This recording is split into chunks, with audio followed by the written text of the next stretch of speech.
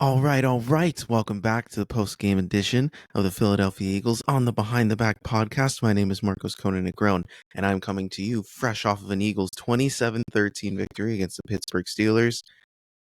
They said we couldn't throw the ball, guys. That's what the narrative was all week. It's this Eagles passing offense broken. Jalen and AJ got to get in touch more. Oh, man, this team is in trouble. So much for that. The Eagles Jalen finishes today with 290 yards, 2 touchdowns, no turnovers, off of 25 of 32 passing. He also contributed 45 yards on the ground, plus a push touchdown. Big day. Big day by Jalen here. This was the perfect response to all the nonsense that's been happening around this team throughout the week. And they took care of business, and they took care of it in a way that I didn't expect them to through the air. That was the main priority. If you saw it from the first drive, they were attacking through the air. And on top of that, guys were getting wide open. It wasn't like Jalen was making incredibly tough throws. He was making great throws. He was putting the ball where it needed to be. But these guys were just running free. And it was a really well-coached game by Kellen Moore. He did a really good job calling plays. I think they did a really good job situationally, staying ahead by mixing in the pass and the run game. And again, they made a really good job of getting everybody involved. Saquon finished with 65 yards. It wasn't the most dominant game by him on the ground. He was kind of in and out of the game, dealing with a little ticky-tack injury. He's calling it something minor. We'll see what happens during the week when they figure out more and, how bad he's really dinged up. A.J. Brown did get dinged up at the end due to a kind of lame hip drop tackle that made him land on his ankles. So we'll see how he is coming out of this. Our offensive line got a little dinged up at times during this game. And despite that, we came out there and we took the lead and we never looked back. This was for a team that started off slow. We came out and went on a 10-3 lead, and we never really looked back once we started scoring. It just kind of felt like the Eagles were in control all day on offense and on defense. The defense just with another standout performance. You're holding Russell Wilson and company to 13 points. They could never really get the ball moving in their first 5 possessions. They totaled minus 19 net yards. So the Eagles were just doing absolutely anything they wanted on both sides of the ball, just playing complementary football. And this was weird because at first, the Eagles were up 10-0, and they already had 2 turnovers going into this game. Jalen Hurts had fumbled the ball off of a TJ Watt strip sack earlier, and then Cooper DeJean ends up fumbling on it was a pretty impressive hit by the Steelers player. He decked Cooper. It was really hard to hold on to a ball like that when you're getting hit that way. So, despite those 2 early turnovers, they only allowed 3 points from those turnovers. So again, the defense just stepping up and making up for some issues that, the rest of the team needed to catch up on before it was all systems go.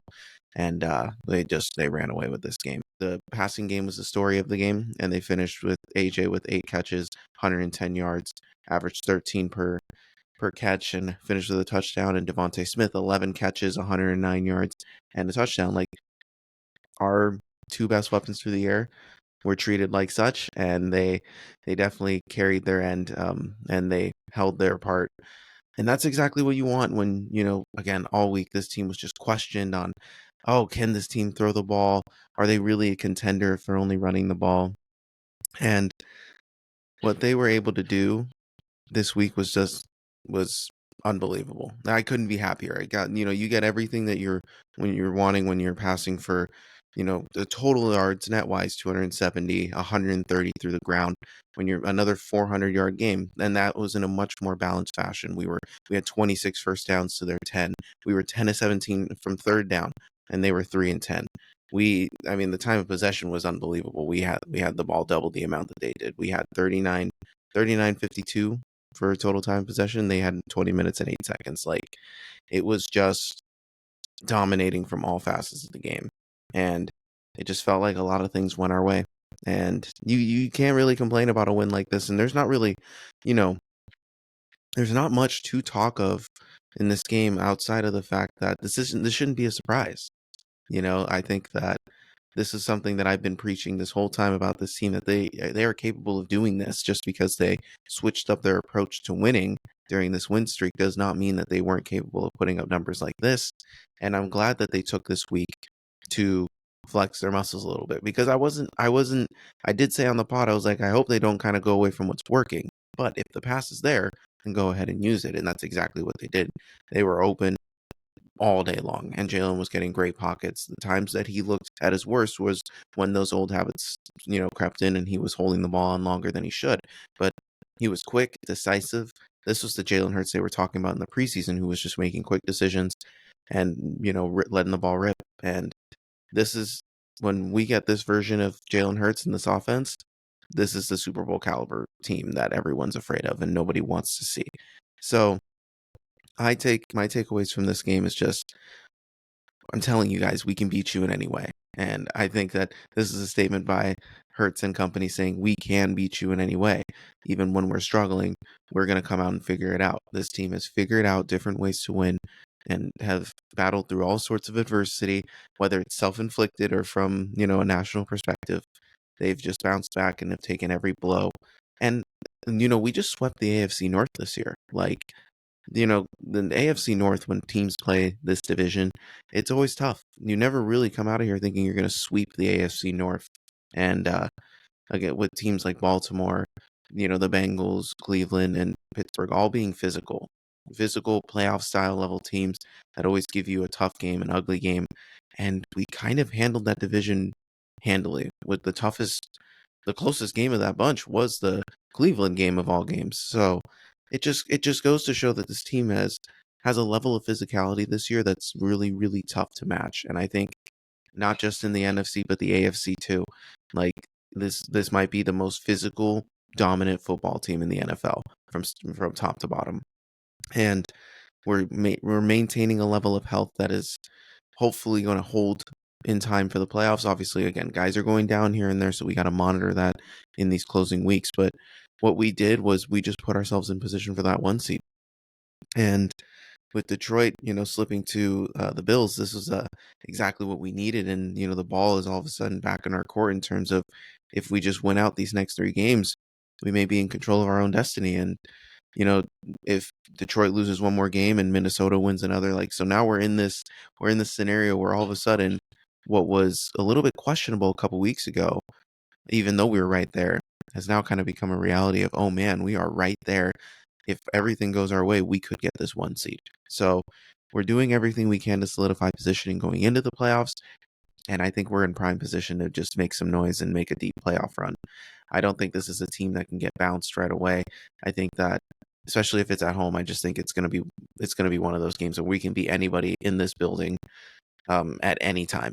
And I'm really just so proud of how well this team has been playing. And I just, I I don't there's not much else I can really say because they've won in every single way this year. And I don't know what else they need to show you to let you know that they are the favorites from an offensive and a defensive standpoint. These guys have done such a good job all around these past few weeks, just showing exactly just how deadly they can be and just how many different ways they're going to impose their will on you. So let's finish this off with some game balls.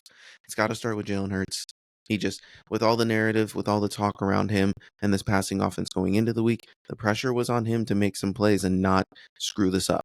And not only did he not do that, he played his best game of the year.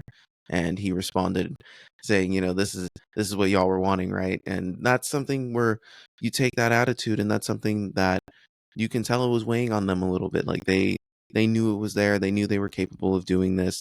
And for them, they, to come back and say, hey, we knew we could do this. This wasn't surprising to us. And it shouldn't be surprising to you guys either. So Jalen made a statement game by playing as good of a game as you can play, despite given all the drama.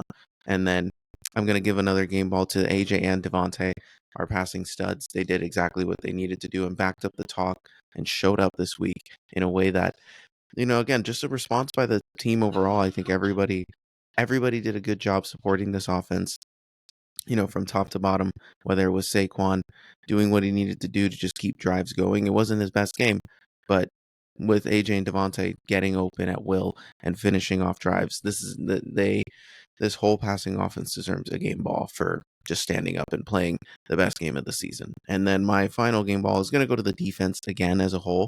I thought there was really good moments from each and every player on this defense just stepping up and making plays, playing together. I mean, when you're holding the Pittsburgh Steelers to 163 total net yards, they weren't able to do anything that they wanted. They were on the field, off the field, quick. We made them punt 5 times. We sacked them twice, and Russ was uncomfortable all day, and they weren't able to get anything they want. And anytime they did get something, they ended up hurting themselves with a penalty or that costly turnover by Najee Harris that really set the stage for the rest of the game. So the defense just continuing to show that they are the best unit in football. And I don't think they're gonna relinquish that anytime soon, especially given the slate that we have coming up in the next 3 weeks against divisional opponents. It's defense that really holds these guys together. And the Eagles offense can back up their talk knowing they have a dominant defense right behind them, ready to go at any moment. To either keep them in games or make up for the mistakes that they have made. And again, this was a game that could have snowballed given the turnovers early on, but they didn't. The defense held true, and then the offense woke up and they took care of business. I mean, 27-13 is a great, when you win by 2 touchdowns against a tough opponent. This is a top team in the AFC North coming into this game. They had a lot to play for. They could have clinched their division had they won today. And, they had stuff to play for, and the Eagles just came out and, for lack of a better term, big brothered them and showed them they're the best team in Pennsylvania again consistently. And this was just a statement game that I was looking for. I think that all of the Eagles fans were looking for to say, hey, we didn't really need to worry about this team. This team is in a much better place than it was in 2022 and 2023. So we're 12 wins in now. This team is just doing things that, sustaining a level of success that's hard to achieve. 12 wins in the last this is the 4th time in franchise history that they've started 12-2 or better, and each of those times they have made it to the Super Bowl. So there's a real good chance when you're playing as well as you are now that things might be coming your way if everything else stays if you're able to control everything else and just keep winning, put yourself in the best spot to get that 1 seed. And listen, if you don't get that 1 seed, you're the most dangerous road team in the league, and you won't have to worry about that until potentially the conference championship. So you're playing a lot of games at home. You have your last road game next week against Washington. That's the toughest game you have left on your schedule. Take care of that, clinch the division, and it's on to chase that 1 seed and fight for the playoffs. Fight for that top spot. So this was a great week. I'm feeling really good about where this team is at. There's not, there's not much more to say that I haven't already been trying to preach about this team, that I haven't already felt. I already knew this team was special, but I think they got to show themselves how special they really are. And providing a super dominating win super late into the season against a great opponent that could potentially make some noise in the playoffs too. So you're beating playoff caliber level teams that are, going to make a run for the Super Bowl this year in the AFC and the NFC. And you've discarded everybody that's come your way during this, since the bye week. So I'm feeling really good about this team is that they've made a lot of changes and, improved themselves throughout the course of the season. And that's something you have to pick up. You want to be a team that doesn't go through all these ups and downs, but consistently gets better. And since the bye week, all they've done is consistently get better. And now they're starting to potentially reach a peak with this passing offense where they might be unstoppable and the team to look out for to finish the year off. So we're going to get into it next week. But this is a great post game, always great to talk after a win. And I've been talking for 10 straight wins now. So this is a really, good time. Hopefully this team can just continue this impressive play that they've been showing, and they get another chance to back it up against Washington next week. So we'll see how they do. We'll definitely break that down more this week with Ben. So I'm excited to definitely get into it and, think about all the ways that this team can, win and set themselves up in the playoffs. So I'm Marcos Conan. You guys can hit us up at behindthebackpod13@gmail.com. Hit us up on any of our social medias. The links to all down in the description below. Give us a like, subscribe, rate, follow, review. We appreciate all the love and support that we have been receiving. Hope to grow with you each and every single day. So I have been Marcos Conan. This was a great post-game pod. Always a win. Always love to talk after a win, and that's something I look forward to each and every Sunday. So hopefully they can get me another one next week, and we're just talking about how we're maybe pushing that 1 seed even closer. Maybe Detroit slips up, and hopefully we can stand true in these last few weeks. All right, guys, I'll talk to you during the week. Peace.